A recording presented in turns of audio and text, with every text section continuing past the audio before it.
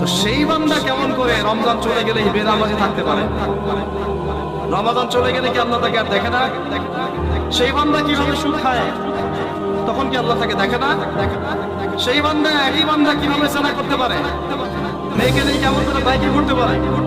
কেমন করে গায়ের মানবের সাথে আমরা ইয়ে করতে পারি, রিমিক্সিং করতে পারি?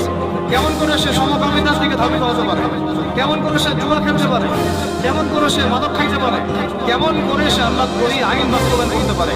যদি সে এটা চেতনা, এই চেতনা থাকে যে আল্লাহ আমাকে দেখছেন, এই চেতনাটাকে বদ্ধমূল করার জন্যই রমাদান আসে। বলেন সুবহানাল্লাহ। আমি বুঝাতে পারলাম রোজা রাখার উদ্দেশ্যটা কি? ওই জিনিসটাকেই আমাদের ভেতরে ইনস্টল করাই হলো উদ্দেশ্য। লাআন্নাকুম, অংশটা বলেন লাআন্নাকুম তাত্তাকুন। তাকওয়া কি কিনতে পাওয়া যায় বাজারে?